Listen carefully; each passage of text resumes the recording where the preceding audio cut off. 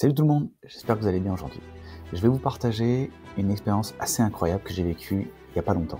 Vous ne le croirez peut-être pas, mais j'ai réussi à réaliser une vente de 5 000 € sans dire un seul mot lors d'un live sur Zoom. Et oui, vous avez bien entendu, aucune parole échangée. Juste de la subtilité et une bonne préparation. Alors installez-vous confortablement et écoutez bien. Je vais vous expliquer comment j'ai fait et vous allez pouvoir peut-être rétablir la même chose pour vous. Tout a commencé lors d'une présentation sur Zoom. Vous savez, ces lives où on a souvent l'impression de parler dans le vide, n'est-ce pas? Eh bien, moi j'ai décidé que je ne voulais pas être juste un autre visage sur l'écran.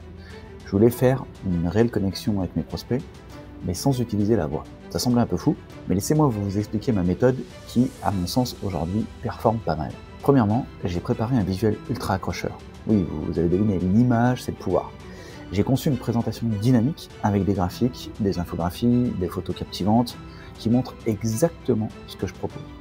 L'ensemble devait transmettre non seulement mes compétences, mais aussi mon enthousiasme. Si on ne peut pas parler, faisons en sorte que chaque diapositive parle d'elle-même et qu'elle soit ultra pertinente. Ensuite, j'ai adopté pour un format visuel interactif au lieu de faire un monologue. J'ai pris le temps de poser des questions sur l'écran, des questions auxquelles ils pouvaient répondre par écrit dans le chat. Ça crée une dynamique différente. Les gens aiment s'impliquer, même si c'est par écrit.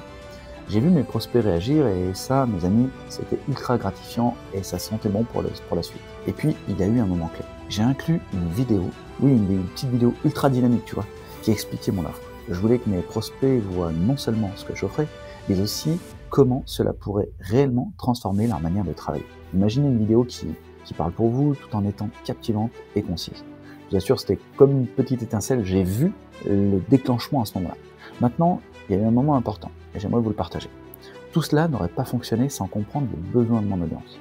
J'avais pris le temps, avant la réunion, d'étudier mes prospects, de lire leurs commentaires, tous les commentaires, et d'adapter cela à ma présentation. Cela m'a permis de créer un contenu pertinent qui résonnait vraiment avec leurs demandes. Chaque diapositive a été conçue pour répondre à leurs besoins spécifiques. J'étais là, mais sans être là physiquement.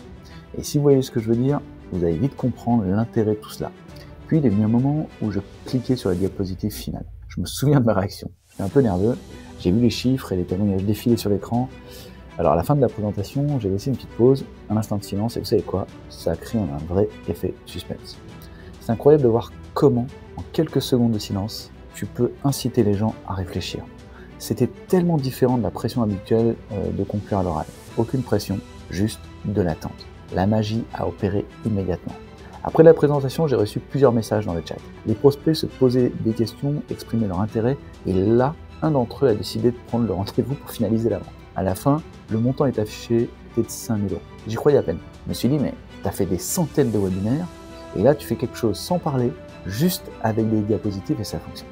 Donc en gros, la clé ici, c'est la préparation, l'interaction visuelle et l'art du silence. Pas besoin de tout dire. Parfois, il suffit juste de créer un espace où les autres peuvent s'exprimer et se projeter. Et si je peux le faire, vous pouvez le faire aussi.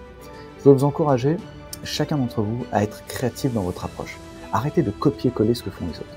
Alors la prochaine fois, vous serez sur Zoom, Vernibox ou autre, souvenez-vous, l'impact visuel est crucial. Et parfois, moins c'est plus. Merci de m'avoir écouté.